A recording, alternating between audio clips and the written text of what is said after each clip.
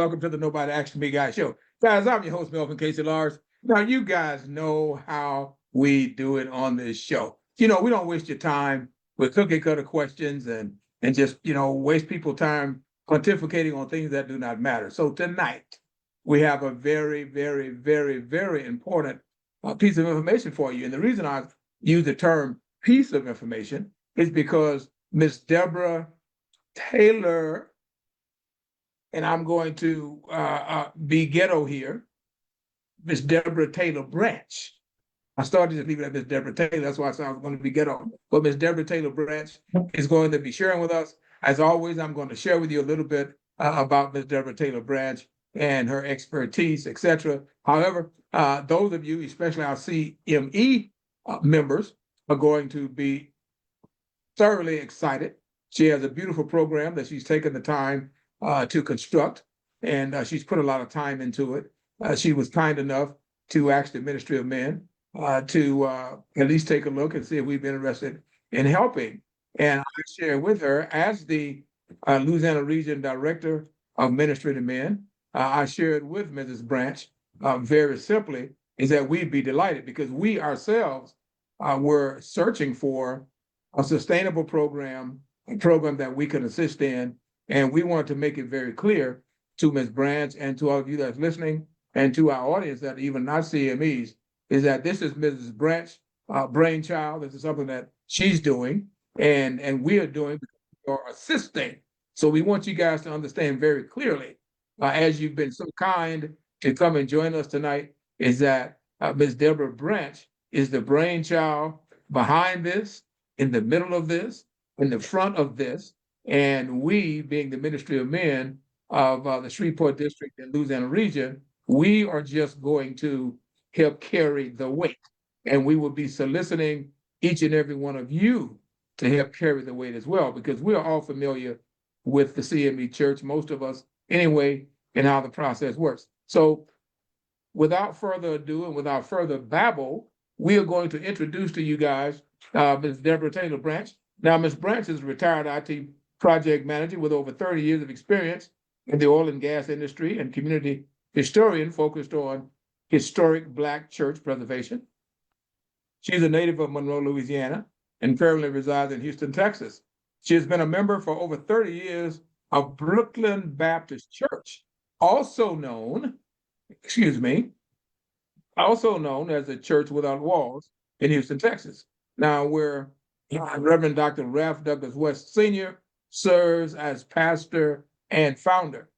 She attended Southern University in Baton Rouge, Louisiana, and the Turner University in Longview, Texas, earning a Bachelor of Science degree in Business Administration.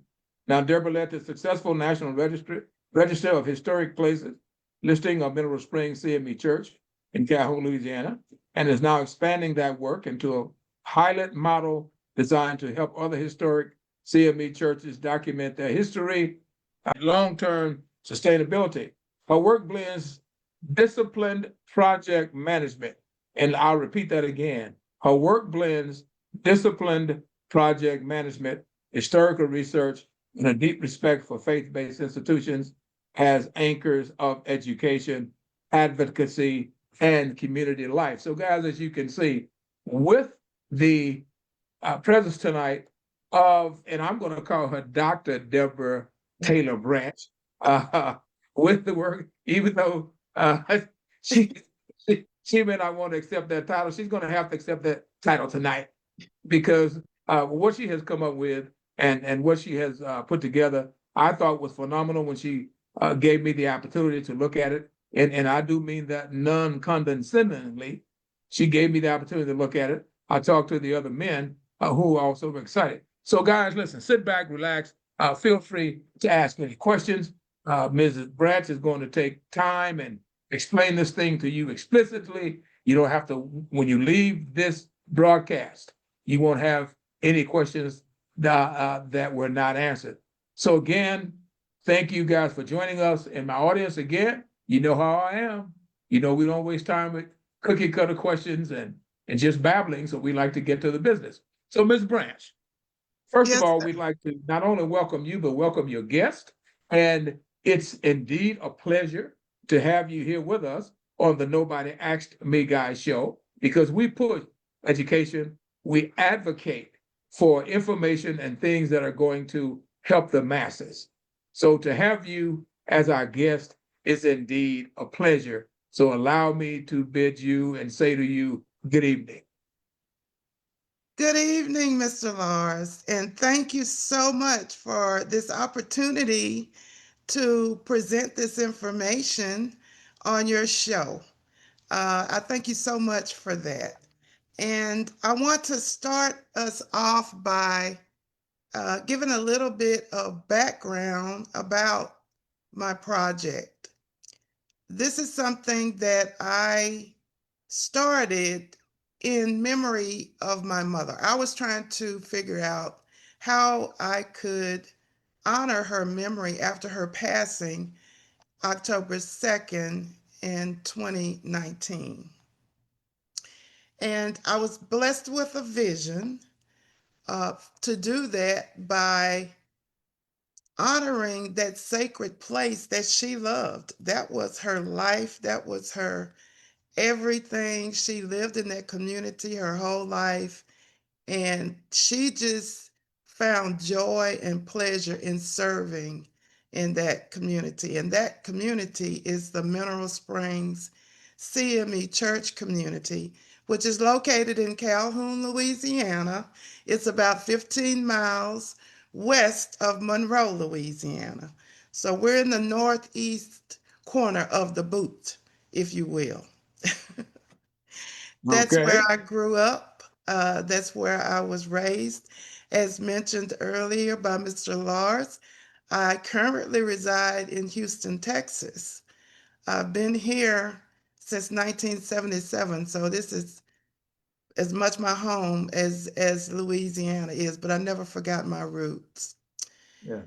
Well, as I mentioned earlier, when I was thinking about how to honor her, there was such a rich history in that community, and that church's history was actually part of my history and something that I wanted to share with my children and grandchildren.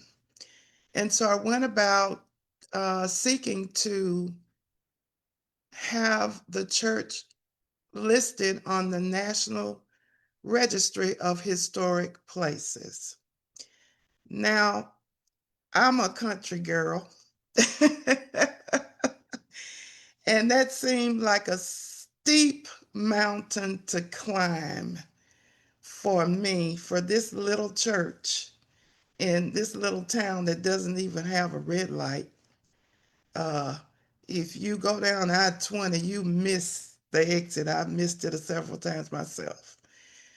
But that has nothing to do with the history that began in 1889 in a one room that served the community as a church, a school, and a lodge. And so that community started basically, you could say, with nothing. The way that it was described was that it had a dirt floor, it didn't even have a floor. The walls were held up by wooden poles, pine poles. I don't even want to think about the roof. I can imagine it leaked a lot. But they wanted to educate their children. And when you think about that, what excuses do we have for not? None that are valid. Yes, yes, yes. And so from that humble beginning, they grew a vibrant community. I did not know how rich the history was until I began this project. So, one thing of note that I want to share with you if you're interested in doing anything like this, and I really think you should because I think we owe it to our ancestors and to future generations. And I'm going to talk about that a little bit as well. Our history is an asset, and we need to be good stewards of it. But before I go there, let me tell you the story about Mineral Springs Church. When I started researching the history, I was surprised to find, of course, a lot of the elders had passed on. There was very little written documentation that was held by the church itself. But I was able to find a lot of information in the local Monroe newspaper. The Morning Star, the News Star in Monroe was filled with articles about this little community. And what really, really excited me is the fact that there were articles about my grandfather who had donated land to establish the first Black 4-H camp in the Mineral Springs community. There were articles about how the Mineral Springs community was self-sufficient during the Depression. Okay, they owned their property, they owned their own land, they had a mill, they were totally self-sufficient. They didn't rely on anyone or the government for assistance during the Depression. That is significant. It was so significant that the News Star decided to write a huge article about this little colored community in Calhoun, Louisiana. Now, Colored, okay. if that doesn't make you proud, I don't know what would. So, with that history, I started learning about the process of establishing the church on the National Registry. And there is a process, there's a process for everything. So I started studying that. And what I learned from that is that there is a unique category on the registry just for Black churches. And this was established because someone somewhere recognized how significant the Black church is in our community. And I do believe that it's still that way today. A lot of the civil rights movement, uh, discrimination and justices, a lot of those movements, I would dare to say, most of those movements came out of the Black church. Everything, Yeah, everything came out of the that- Black church. That was our only outlet to do anything. yeah, that was our community. And I do believe that still exists today. I'm kind of old school. I'm not gonna date myself, but your folks would say, you meet somebody new, well, what church you belong to? First, where you from? What church you belong to? Right? Because 9 times out of 10, whatever church you belong to, they're gonna know what family you came from. Because the Yes, church is it's a family, it's yes, a unit, it's a community, yes. and it still exists today. Long story short, so I was able to get the criteria for the Black church. So that was the avenue that I chose to pursue with that community, was having it on the registry in the category of the Black church. The criteria was that there had to be a significant civil rights event that took place within the building. So even though the church started in 1889, the building was built in 1963. And so I had a window that I had to uh, utilize in order to meet that criteria to get the church on the registry. 1963 was a very turbulent time in terms of the civil rights movement. And one of the challenges I had was, like I said, there was very little documentation, and actually, people didn't want to talk about it. They got amnesia When it came to talking about the civil rights movement and their activities and participation, uh, and I struggled with that, but having conversations, I understood that it was dangerous to speak of those things at that time. It could have cost you your life. It could have cost you your family's life. It could have cost you your livelihood. And so I understood. I understood. And but that made it difficult. And I struggled with that for a while because I could not validate. I could not validate that there was a history there in terms of supporting the civil rights movement, but I knew it had to be. There was no way that it didn't exist. It had to have existed. And then one day the light bulb went on, and I couldn't believe it took me so long to figure that out. The light bulb went on when I started thinking about the fact that I come from a family of educators. My mother is an educator. My grandmother was an educator. Her siblings were educators. My mom had 8 siblings. The majority of them who went to college all ended up in education. And when I started thinking about that, I started thinking about the civil rights movement and desegregation of the schools. That was huge. And that was a part of that movement. And I was a part of that movement because I started out in a Black school, all Black school, the Mineral Springs School, which was called Central School at that time when I attended, but it was all Black. And I Yes. remember the turmoil with integrating the schools. And when I started doing my research for the nomination, and I took the education focus, that's when everything came to light.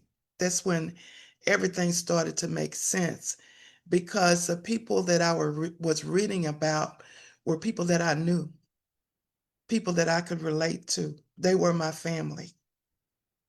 They were the community. And that made it real, extremely real for me. And it was also even more exciting because, like I said, it was my history. It was the community's history. A lot of times, history is not real to us because we're talking about people who lived 100 years ago, or 200 years ago, or 400 years ago, and we idolize them, and there's nothing wrong with that.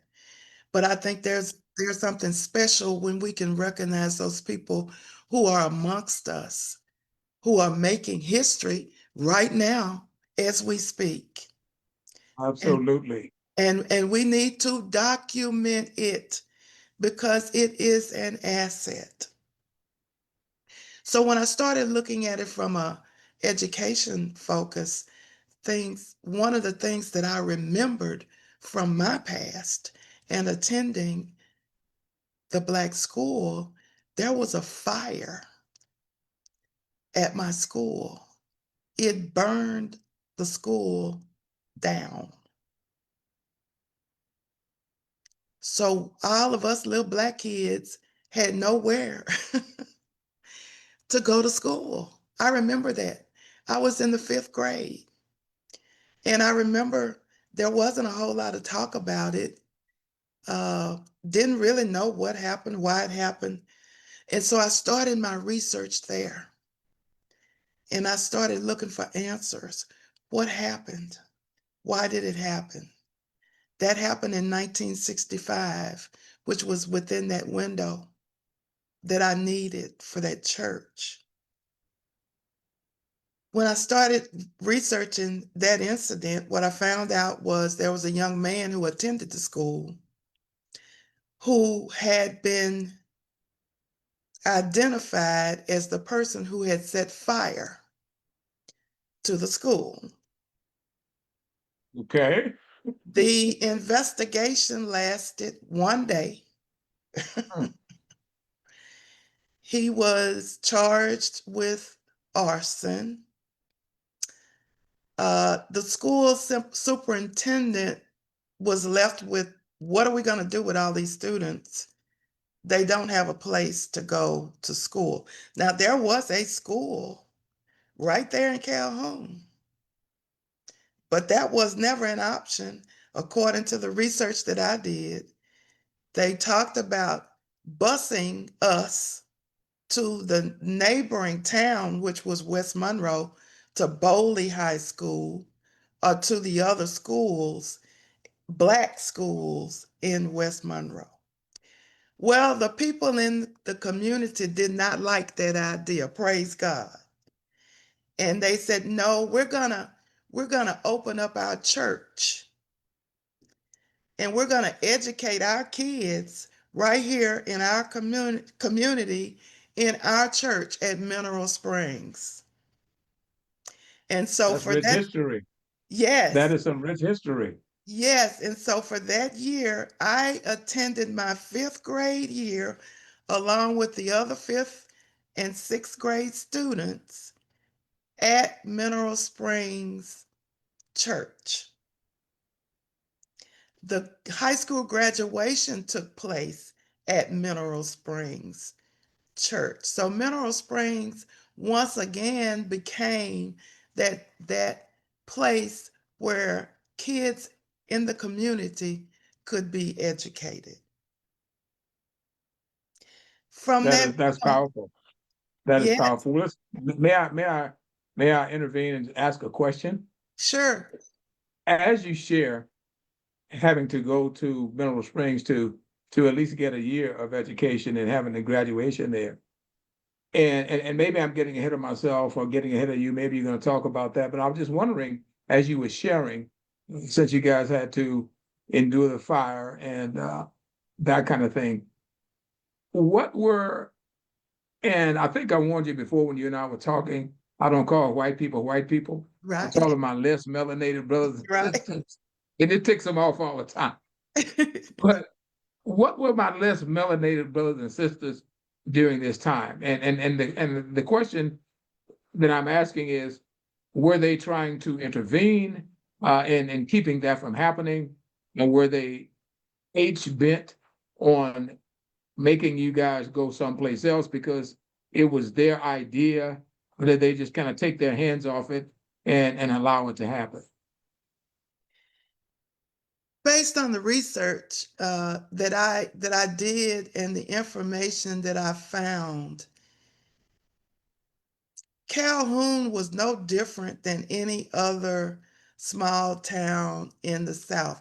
It was heavily segregated. Now, I did not complete the story, but I was able to talk to a family member of the young man. He's still alive, of the young man who was accused of setting the fires, and he denies it to this day. He says he did not do it. And as Mm, I mentioned earlier, the investigation only took one day.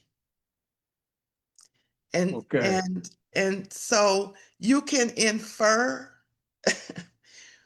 what you will from that, but as part of my nomination, I found an article about an Army officer who was from Calhoun, a non-melanated person from Calhoun, and this was from the AP, who was stationed in Japan.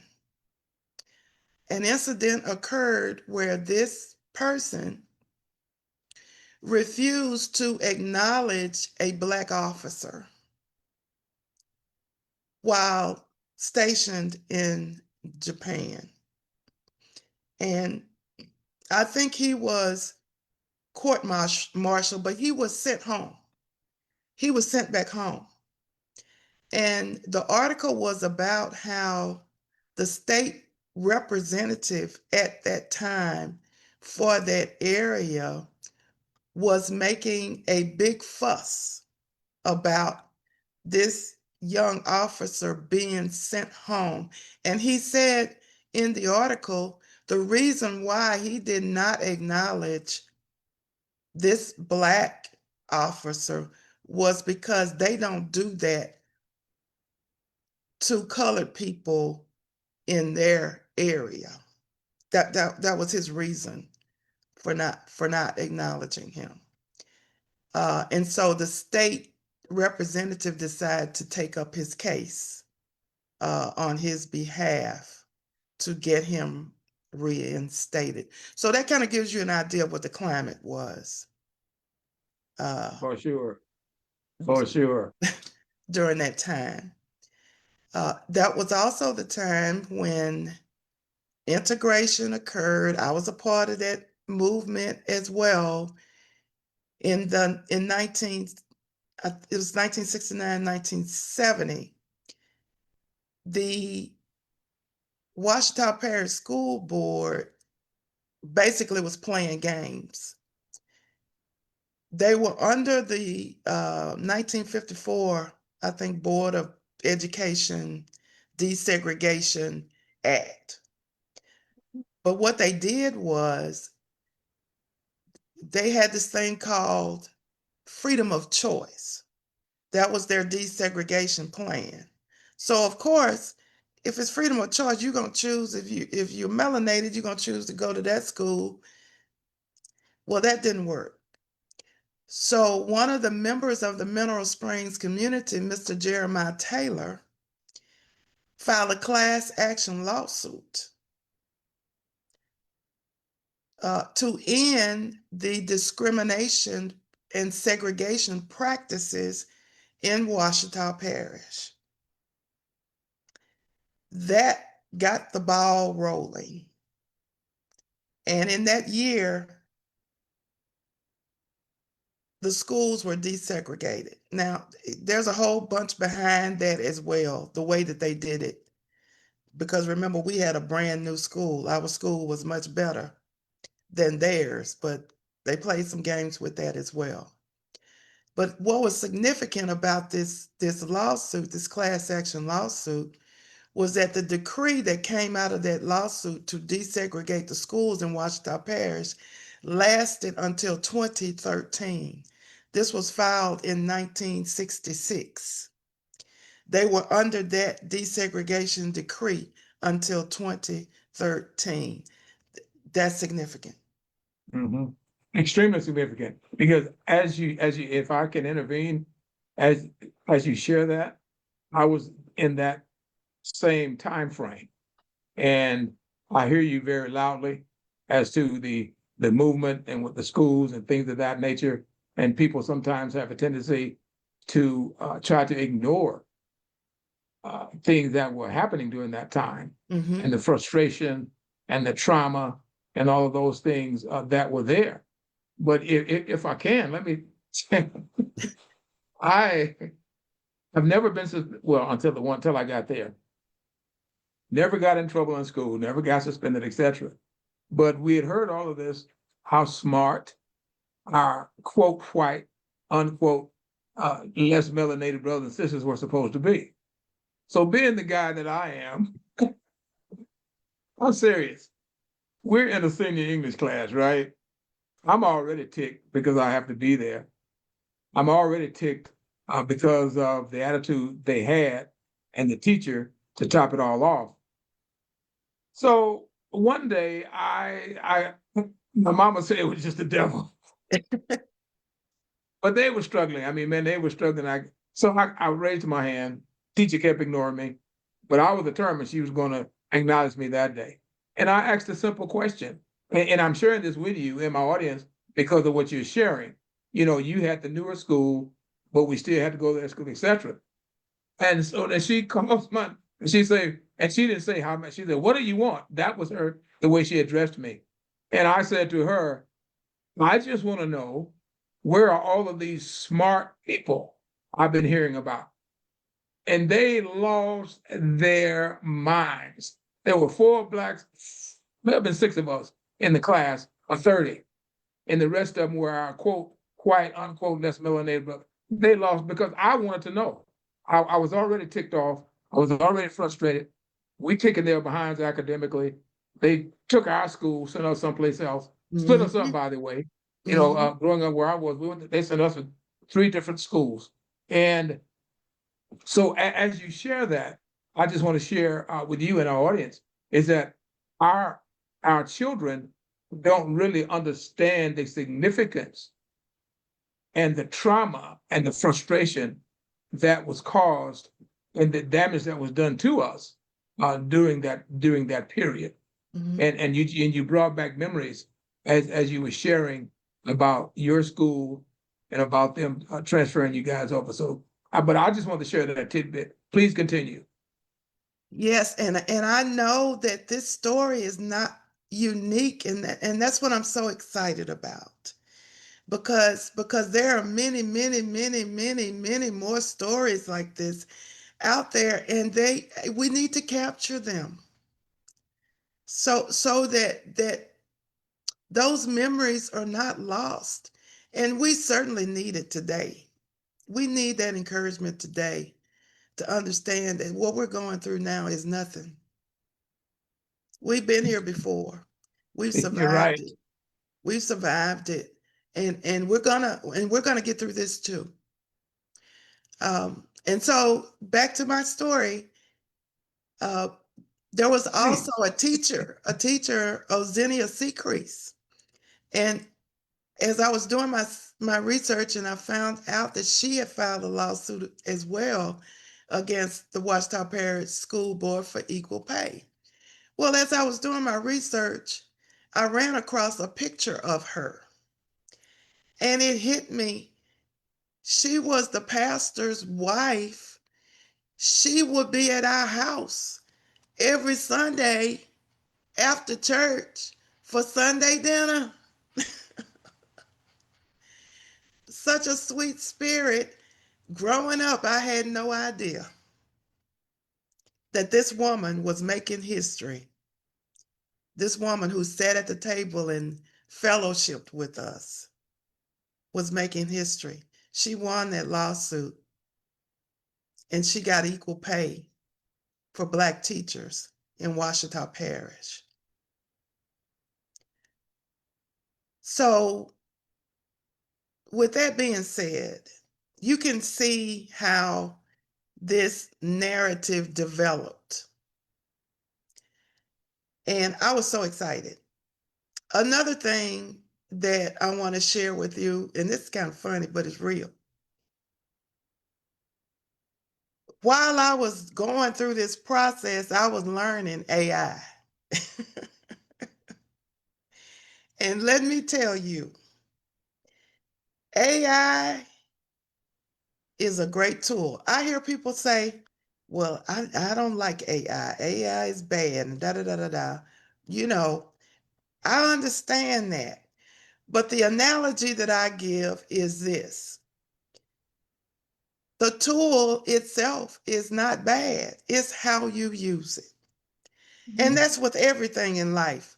A knife in the hands of a chef can carve out a great meal, but that same knife in the hands of a murderer can kill someone. It's not the knife, Okay.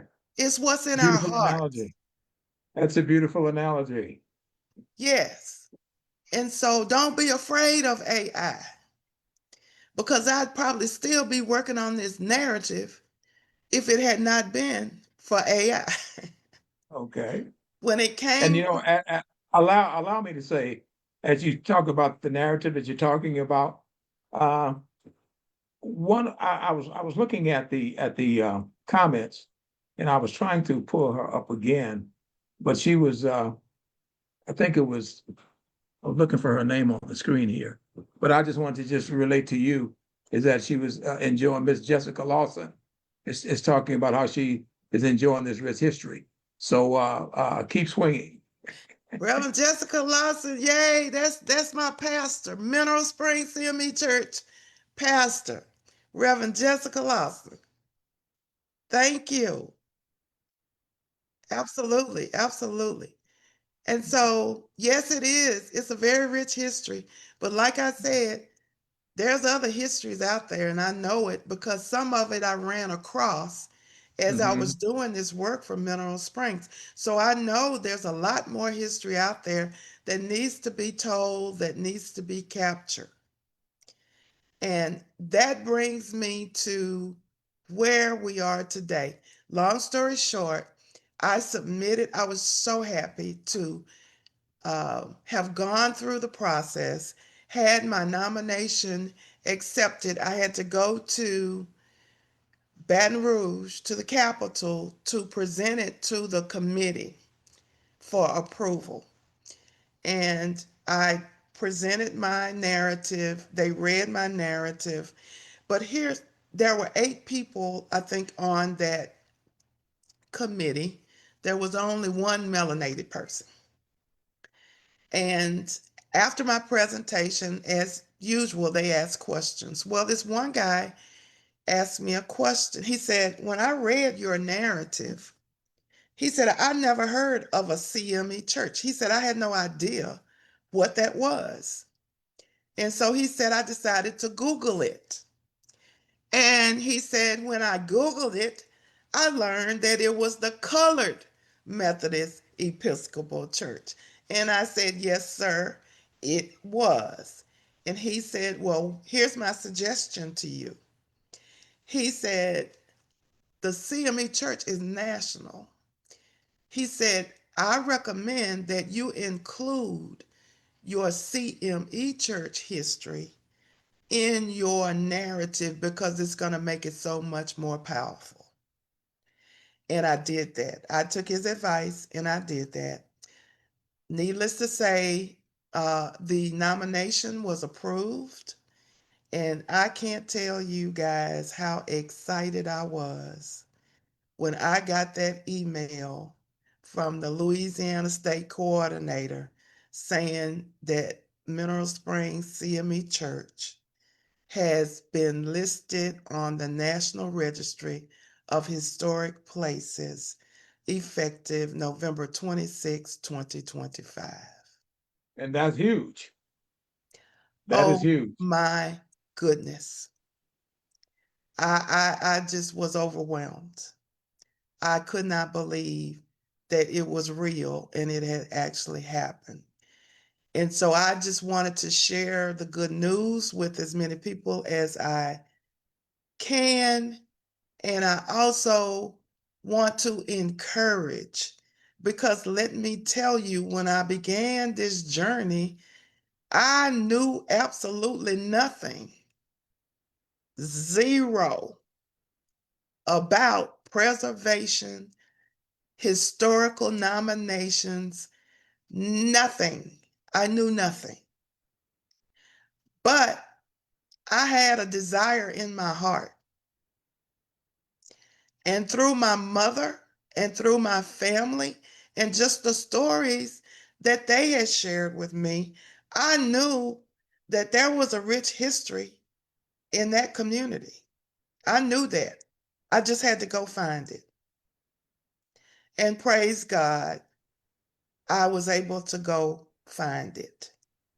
And I was able to document it. So now, all of those people in that community, including my mother, will be in the archives.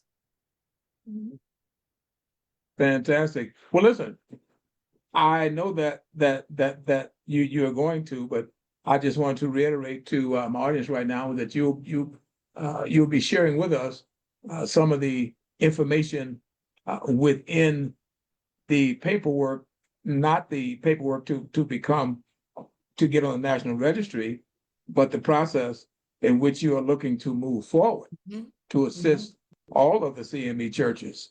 And I'm excited for us to get started on that as soon as you're ready. Okay. Well, thank you for that segue.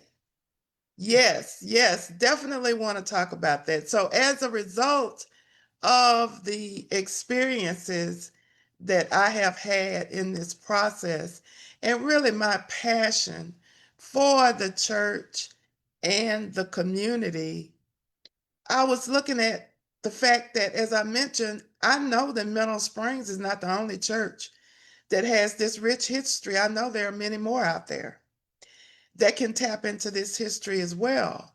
But one of the things that I learned, and I think this is significant, is that this opens up opportunities for resources. A lot of our churches are struggling right now. Big, small, medium, you name it. They're struggling. And we need to figure out what we're going to do. Are we going to just sit back and let them die, disappear? I actually belong to a church right here in Houston, Texas that happened to. So I know how real it is. I know that it can happen if nothing is done. And they did nothing. It was another little church, had a great history. That church had a dental school for coloreds at one time in its history. Wow. That church had a member who had a school named after her. My son went to that school in this white community. That history is gone. You drive by that space where that church once stood, there's some company there. I don't know what they do, Hmm. but you would never know that that community was there, that it was thriving. Wow. I You don't know, want I to would see be, that as you, happen to another church. no, and allow me, I'm sorry I didn't mean to step on you. You know, wow, it's wow.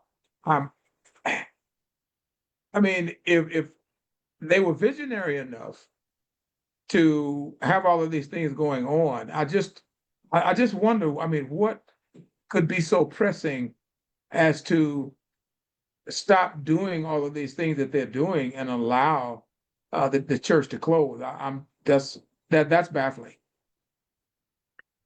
Well, I think there are probably many factors. Gentrification is one. The community changed when businesses started to come in and buy property. There wasn't the community there anymore. And if you look at Calhoun, I see some of that right now, right there where Mineral Springs Church is located. All of that land used to belong to Black people, my family members, right? Some of us are fortunate to have held on to some of our properties, but a lot of it is gone. And they're building homes and they don't look like us. And so the community is changing. And that's what I think impacts the church because we left. We're spread out. We're all over the country. And I had an experience again with Mineral Springs where we were in need of resources, some funding, and I started reaching out to my family members and others who are spread out all over the country. And I was surprised at the response I got because that's home. And they were willing to support their home church. And so it's sometimes we have not because we ask not. And that's what I am hoping to spur some interest in is supporting these home churches and communities that supported us when we couldn't support ourselves. Okay. So we are advocating as you're sharing with us, then we are advocating that in those individuals that have, and allow me to backtrack just for a moment. I was laughing when you said I'm from the country.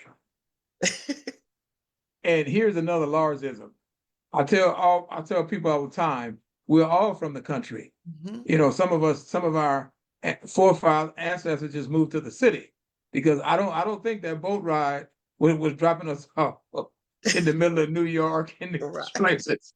I think they were dropping us off at the sugarcane farms and the rice farms and the cotton, etc. So please allow me to say that. Now, if I can fast forward, having been quote a city boy myself, and having gone to church in the rural as a young boy, etc. So you're advocating that those of us that have either permanently moved to other places that you know we're far removed, there's still no reason actually for us not to support those churches in which we first got our start. You Mhm. know, which if I can say very honestly without being condescending, you know, that great grandmama Nim and grandmama Nim, etc., uh, uh, molded us and formed us and shaped Yes. us and taught us about the power of God, etc. You know, and then we, of course, educated ourselves, and some of us got, you know, so sophisticated is that, you know, we could not return to the rural. Right. So I, that's what and that's what you're educate saying to us, is it not, that we need to move forward and wake up and understand that some of those checks that we are writing needs to go to our home churches as opposed to I'm going to get in trouble. but but being an old athlete and stuff like that, you can't turn the TV on without all of these gambling houses and stuff like that. So Yes. you're saying, so are you saying that we need to send some of those checks to to our church as opposed to the gambling house? And that's the history, I think, can be a conduit for that, if you will. Okay, Because our history is an asset for all of us. And why absolutely. not? Why wouldn't you want to preserve that asset? And Yes, if you think about it, you can probably help me out with the scripture, the chapter and verse. Uh, but the word tells us that we are to leave an inheritance to our children and our grandchildren. Well, an mhm, inheritance is not just money. absolutely, An inheritance is legacy, telling them who they are and where they come from. It's absolutely, important. absolutely, And if we don't do it, guess what? It won't get done. absolutely. And you Nobody know, is going to tell our story. absolutely. And sadly, that is what happens too often. And this is a non-shameless plug. This Saturday, I'm doing a symposium at the Umoja here in Shreveport called "Am I the Man I Think I Am?" Mhm. Because we have so many men that do not even know who we are. And as you talk about the teaching and the instructing and getting us where we need to be, just a lot of times does not happen for our children. And that was one reason I mentioned as you were talking, the athletes. You know, and I think I shared this to you before. I find it very disturbing that we as older men, myself included, I'm always on the brothers. Uh, if we're not talking to our young men about alcohol, about women, or about sports, it's crickets in the room. Right. And that upsets me to no end. Not that I'm perfect by any stretch of the imagination. So just imagine if we not only talk with and I know this is what you're saying to us, that we not only just talk to the young men, but we talk to the young ladies as well. You know, and we all need to know who we are, what we were about, what the process is. And that's why I'm so excited about what you are doing because you are keeping the foundation going forward, even though they may not physically be standing in the location, but they understand the foundation. They help to enrich it. They help it to grow and help others that remain in the area, because we all do not leave home. Right. Some of the cousins and friends and relatives and people that we know, and that's why I want my audience to understand, and your lovely friends that have come along to share with us. I know they understand. Is that we are responsible, and that's what for sharing the history, teaching, and keeping things going forward. So I'm just going to say again, that's why I'm so excited to work with you and bring ministry to men along in our Louisiana region, and we want to bring them all along across the entire area. And I think that would be awesome because, as I mentioned, I know Mineral Springs is not the only church that has this history and that is probably struggling right now Absolutely. to keep the doors open. Absolutely. And so by preserving this history, if you will, maybe we can create some avenues to bring in resources Yes. to help support Yes. these institutions, because I believe in my heart that they're worth saving. Now, what that looks like, I don't know, but I'm excited about the possibilities. Let me tell you, and my cousin Regina is on here, and my Sarah Rochelle. Y'all know my mama was a collector. She has all sorts of artifacts that could be she could start a museum. I could start a museum. Okay. I've been to museums and I've seen what they have in there. They don't have nothing on my mama. Get it? Okay. So that could be another avenue, not just documentation, but repurposing, because a lot of these buildings stand dormant for the whole month Mm-hmm. when they could be resourced. That it could be that we could reach out into the community, do more community service, food pantries, or donation centers, or partnering with other community services to bring life back into these institutions. I believe it can happen. Absolutely. And Mrs. Branch, may I share what I didn't share at the beginning of the program? Any of your guests that are here, they are welcome to unmute at any time and share verbally. So I did not offer them that opportunity when we began. So they can unmute and share, because you are bringing some rich nuggets to us, and they are here to support you. So I do not want them to feel like that they're not a vital part of what's going on right now. Thank you. I'm Okay. just happy to see them here. Y'all know me. You can ask me anything. Or just chime in, with support. I'd like to hear your feedback, because this is something new. At least it is for me. And I am so grateful that Mr. Lars heard me as I shared my vision and offered to support. And so I'm just so grateful for that. So if you guys want to unmute and share your feedback, it would be great. Absolutely. Hey, And Deborah, this is Rochelle Machen. How are you doing? Hey, Rochelle. I am so proud of the work that she has done in her community, and it just speaks to how, as African Americans, our history is so important, and it's our responsibility to make sure that we are sharing with our children and our children's children.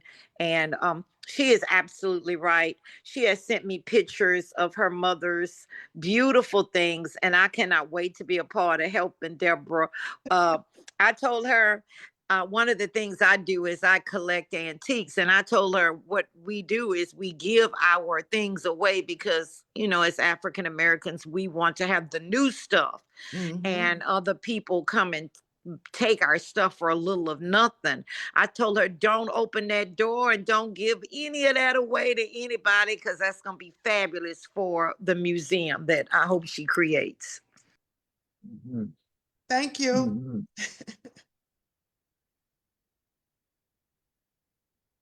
Anyone else? Feel free.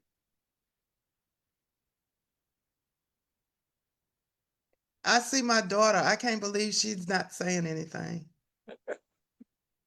Shonda C.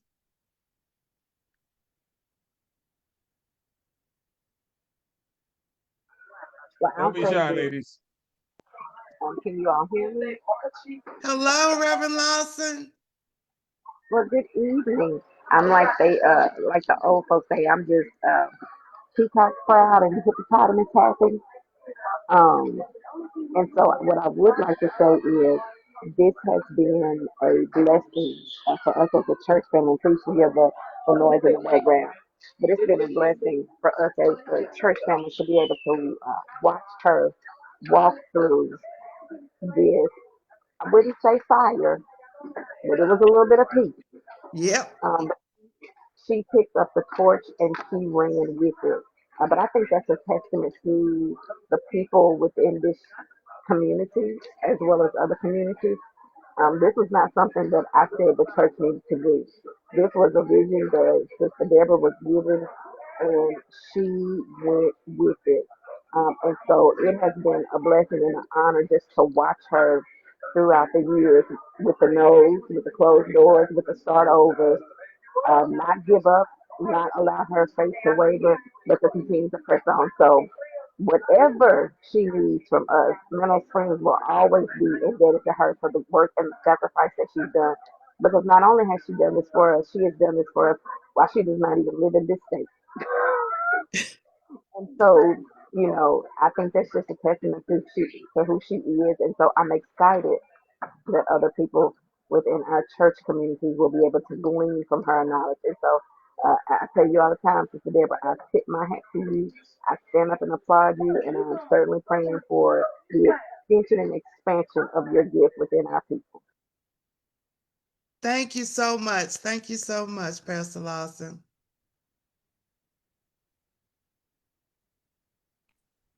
Okay, anyone else would Hi, like to comment? yes, this is Mary Shockley.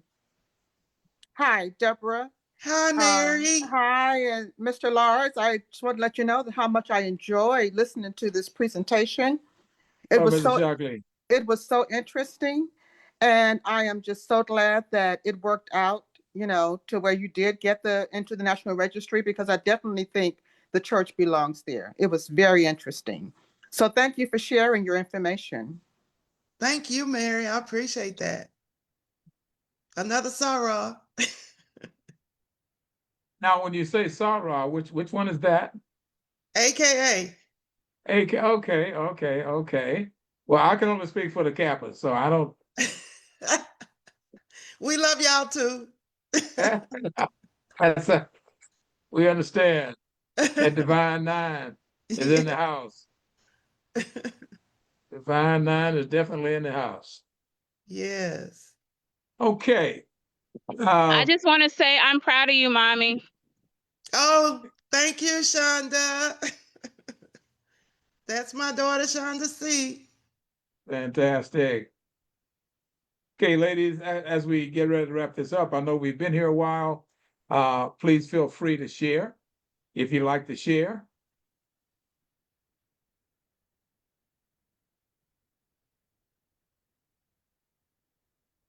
Ms. Deborah, do you have any parting words you'd like to give us? Yes, what I'd like to say to you is stay tuned. There's more to come. We are just starting this work. The next phase is the Mr. Lars and his CME men are going to be working with me to set up an advisory group.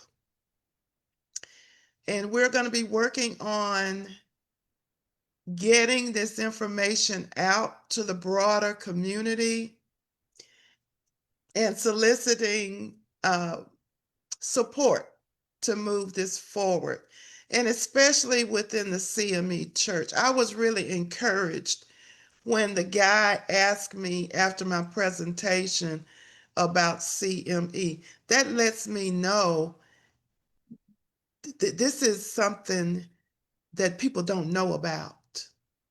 Mm-hmm. We all know about it because we're in it, but we have a rich history that we need to share. And by sharing that history, I do believe we will be blessed with resources that will come to us and help us, because there are people out there who want to support. When you get on that registry, that opens up opportunities for grants, right? And so we can build this thing, we can make it work, not just for Mineral Springs, but for the CME Church as a whole, the Colored Methodist Episcopal Church. That's huge. Absolutely. We're unique. Absolutely. And we have a history that is unique and that is valuable, that is a resource to us. And so we need to steward it well. That's what we're talking about. We're talking about stewardship, stewarding those resources that God has presented. He's presented us with this history. We've been here a long time. We need to steward it. Absolutely. Those are my closing comments. Thank you. Okay. Thank you for this opportunity again. Well, listen, the pleasure is all ours. But you gotta have to say to my audience, we thank you. Hey, guys, as I said, opening, you know how we are. But hey, this has been Melvin Casey Lars, the host of the Nobody Asked Me Guys show. And guys, you know, we've had this fantastic speaker with us in the person of I told I was going to call her Dr. Brenda Taylor Branch here. So we've been talking about growth. We've been talking about moving the CME Church forward. We've been talking about the finances. We've been talking about ideas and ways to move it forward. And Ms. Branch made it extremely clear that just because you may not have boots on the ground in the town which you were born or the church in which you attended, you can still write those checks. That's right. And send those, because that was your foundation. And those are the people that molded you. Those are the people that shaped you to prepare you to go wherever you are, be it to California, be it Texas, be it Atlanta. It doesn't matter. So again, guys, this has been the Nobody Asked Me Guy show. As I said, my regular everyday guests know how I am, and I see we have some new people, my guests, and we want to thank Ms. Brenda for bringing Deborah. I'm sorry for bringing her guest on, and we always encourage everyone to don't forget, go to YouTube, look for the Nobody Asked Me Guy show. You'll see my face there in the caricature. Click, subscribe, and become a member. And it doesn't cost one dime.